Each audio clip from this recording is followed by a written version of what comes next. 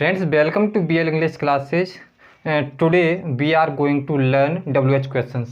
तो देखिए स्टूडेंट्स, आज हम WH क्वेश्चंस के बारे में पढ़ना शुरू करेंगे। WH वर्ड, WH क्वेश्चंस क्या होते हैं, इनका उपयोग बोलचाल में यानी इंग्लिश स्पोकन में या इंग्लिश ग्रामर में किस तरह से किया जाता है। तो आप भी अच्छी तरह से देखिए कि WH क्वेश्चंस क्या होते हैं और इनका उपयोग अंग्रेजी में यानी अंग्रेजी बोलचाल में किस तरह से किया जाता है। तो देखिए WH क्वेश्चंस जैसे कि क्या, कब, कहाँ, कैसे, कौन, कैसा, किससे, किसका, ये सब WH क्वेश्चंस यानी WH वर्ड होते हैं। और इनका प्रयोग कैसे किस तरह से किया जाता है तो वो देखिए। तो देखिए स्टूडेंट्स, ये स्ट्रक्चर है हमारा इंट्रोगेटिव एंड नेगेटिव वाला स्ट्रक्चर है। स्ट्रक्चर में क्या है, WH वर्ड से helping word subject plus main verb plus object.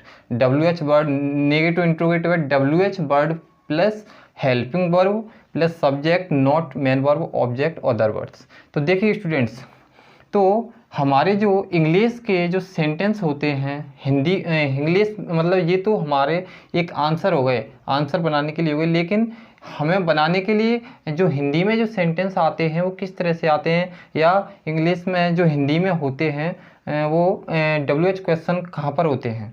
तो देखिए स्टूडेंट्स, इंग्लिश में जो हिंदी में जो WH क्वेश्चंस होते हैं वो बीच में होते हैं, जैसे कि कितनी किताबें, कितनी किताबें, कितनी किताबें। चलो यहाँ से लिख लो, क्या, कब, कहाँ, क्यों,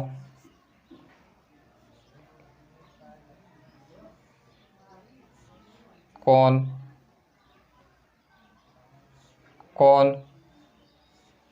कैसे, किसे,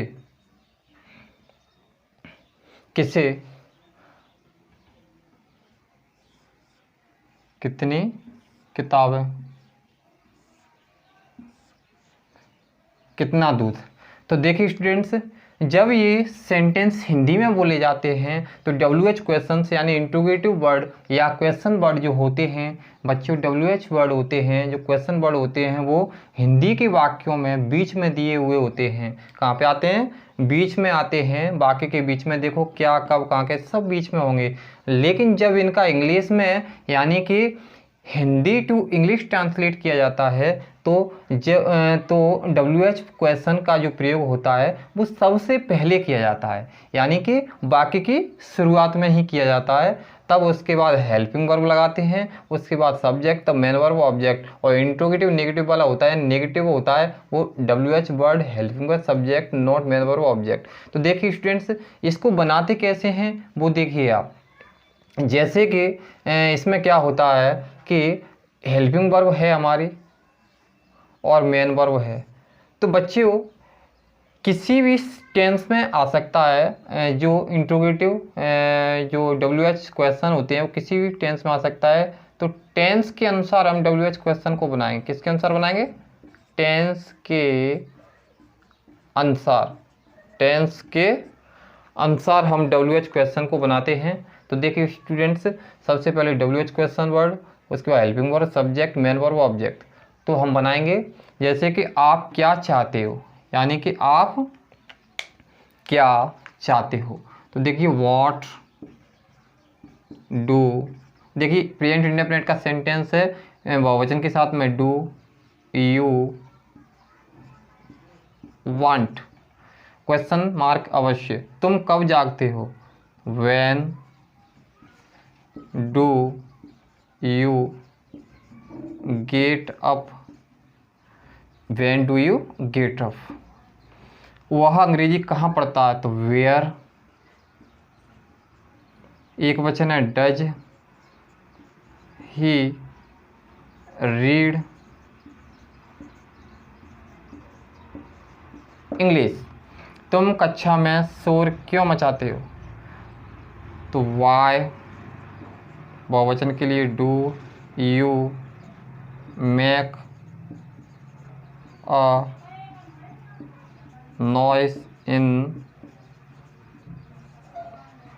the class, in the class. आज कौन आ रहा है, तो हु इज कमिंग, हु माने कौन, इज कमिंग आ रहा है, टुडे आज, क्वेश्चन मार्क। तुम कैसे हो, how are you, how are you.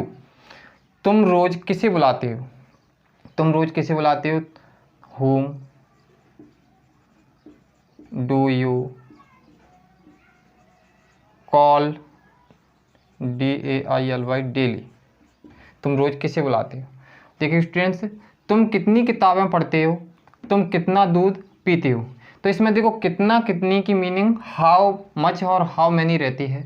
तो हाउ मच और हाउ मैनी जो हमारे क्वेश्चन वर्ड हैं, हाउ मच और हाउ मैनी जो हमारे क्वेश्चन वर्ड हैं, तो हाउ मच में क्या होता है और हाउ मैनी में क्या थोड़ा सा अंतर है, और वैसे मीनिंग सेम है, लेकिन उसकी अर्थ पर डिपेंड करता है, उसकी स्थिति पर डिपेंड करता है कि ये क्या है। तो देखिए हाउ मच हाउ मैनी का प्रयोग कितना कितनी के अर्थ में किया जाता है। तो देखिए स्टूडेंट्स, तुम कितनी किताबें पढ़ते हो, तुम कितनी किताबें पढ़ते हो।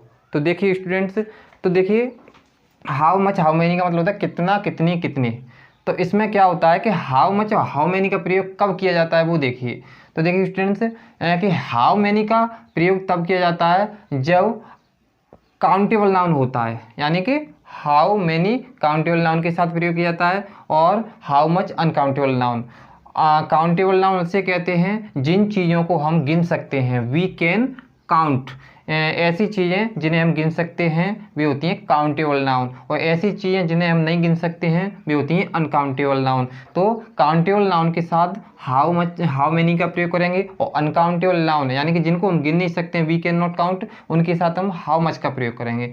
लेकिन इसमें एक और बात है, जैसे कि कितना कितनी का प्रयोग हम करना सीख गए, यानी कि जिनको गिन सकते हैं उसमें हाउ मैनी, और जिनको नहीं गिन सकेंगे उसमें हाउ मच। लेकिन इसमें क्या होता है, क्या ये किताबें भी साथ में आएगा कि नहीं आएगा। तो देखिए स्टूडेंट्स, तुम कितनी किताबें पढ़ते हो, मैं बोलूँ तुम कितनी पढ़ते हो, अब इसका पता नहीं चल रहा है कि कितनी किसके बारे में कह रहा है, कितनी पढ़ रहे हो, तुम कितना दूध पीते हो, यानी कि तुम कितना पीते हो पता नहीं चल रहा है। लेकिन इसमें अपने आप पता चल रहा है कि इसमें जो सेंटेंस है वो जो क्वेश्चन वर्ड है वो किसी न किसी नाउन को लेके चल रहा है, यानी ये किताब को लेके चल रहा है, यानी तुम कितनी किताबें पढ़ते हो, यानी कि जो क्वेश्चन वर्ड है जो किताब के बिना अधूरा है, इसीलिए हम इसको साथ लिखेंगे। यानी कुछ क्वेश्चन वर्ड ऐसे होते हैं जिनके साथ नाउन प्रयोग ही होता है। तो इसमें क्या है, नाउन प्रयोग, कितनी किताबें, ये पूरा नाउन साथ में ही आता है, कितना दूध ये पूरा साथ में ही आता है। तुम कितना पीते हो, इसमें पता नहीं चल रहा है तुम कितना दूध पीते हो, इसका पूरा मतलब निकल रहा है। तो यानी कितनी किताबों के लिए लिखेंगे हाउ मैनी, किताबों को गिन सकते हैं तो BOOKS बुक्स, पढ़ते हो डू यू रीड। तुम कितना दूध पीते हो, तो how much milk do you DRINK drink. अब देखिए तुम कब तक पढ़ते हो, तो कब तक पढ़ते हो, तो सबसे पहले क्या लिखेंगे, how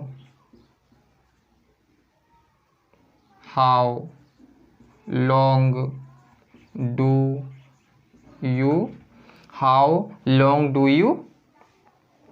study, how long do you study.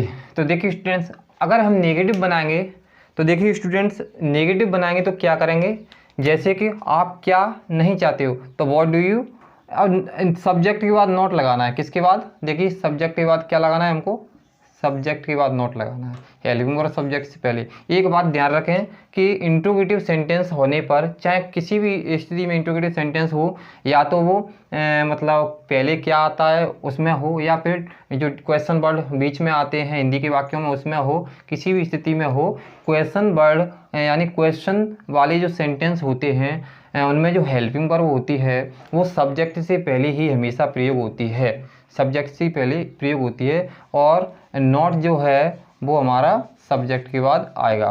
तो देखिए, तो इसमें अगर नेगेटिव होगा तो नेगेटिव के लिए क्या करेंगे हम, नेगेटिव के लिए हम जैसे कि इसमें सब्जेक्ट के बाद क्या लगा देंगे, नॉट लगा देंगे। क्या लगा देंगे? नॉट। ऐसे ही इसमें यहाँ पर सब्जेक्ट के बाद नोट, यानी कि सब्जेक्ट के नेगेटिव में सब्जेक्ट के बाद नोट लगा देंगे। तो थोड़ा इनमें बोलचाल के लिए प्रयोग कैसे करेंगे। एक सेंटेंस है जो हमेशा चलता है, आप कहाँ रहते हो। तो देखिए वेयर माने कहाँ, वेयर प्रेजेंट इंडेफिनिट का डू, बहुवचन के लिए you, where do you live, where do you live, ये होता है वेयर डू यू लिव। थोड़ा इनको बोलचाल में देखें, स्पोकन इंग्लिश स्पोकन में देखें कि इसका प्रयोग किस तरह से करेंगे। जैसे कि वॉट, आप क्या चाहते हो।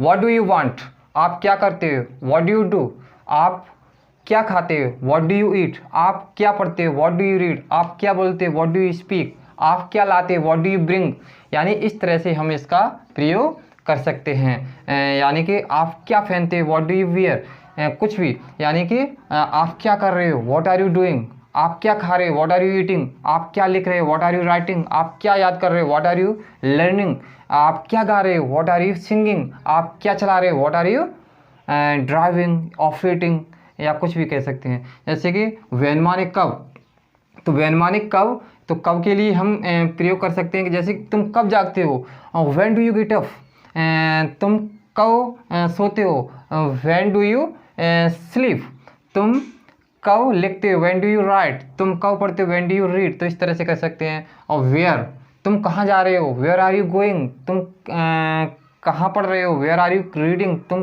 कहाँ लिख रहे हो। वेयर आर यू राइटिंग, तुम कहाँ बोल रहे हो। वेयर आर यू स्पीकिंग, इस तरह से। तो वाई, जैसे कारण पूछने के लिए वाई, क्यों, यानी कि तुम स्कूल क्यों जाते हो। When do you, why do you go to school, तुम स्कूल क्यों जाते हो। तुम स्कूल क्यों नहीं जाते हो। Why do you not go to school, तुम होमवर्क क्यों नहीं करते हो। Why do you not go to home, why do you not do homework, तुम अंग्रेजी क्यों नहीं पढ़ते हो। तो why do you not read English, तुम अंग्रेजी क्यों नहीं बोलते हो। Why do you not speak English, तुम खाना क्यों नहीं पकाते हो। Why do you not cook food, तुम खाना क्यों नहीं खाते हो। Why do you not eat food, तो इस तरह से हम क्यों का प्रयोग कर सकते हैं। जैसे हु माने कौन, यानी यहाँ कौन आ रहा है। हु इज कमिंग हेयर, वहाँ कौन जा रहा है। हु इज गोइंग देयर, तुम्हें कौन पढ़ाता है। तो हु टीच यू इंग्लिश, तुम्हें कौन पढ़ाता है। या तुम्हें कौन गाली देता है, तो हु अब्यूज यू, तो इस तरह से हम बोल सकते हैं। हाउ माने कैसे, जैसे कि बोलचाल में प्रयोग किया जाता है। आप कैसे हो, हाउ आर यू, आप कैसे हो। आप कैसे पढ़ते हो, हाउ डू यू रीड, आप कैसे लिखते हो। हाउ डू यू राइट, आप कैसे बोलते हो। हाउ डू यू स्पीक, आप कैसे खाते हो। हाउ डू यू ईट, आप कैसे पढ़ते हो। हाउ डू यू रीड, तो इस तरह से हम बोल सकते हैं। हुम, यानी कि तुम किसे पढ़ा रहे हो। हुम आर यू टीचिंग, तुम किसे पढ़ा रहे हो। तुम किसे बुला रहे हो। तो whom आर यू कॉलिंग, तुम किसे भेज रहे थे। तो whom वर यू सेंडिंग, तुम किसे बुला रहे थे।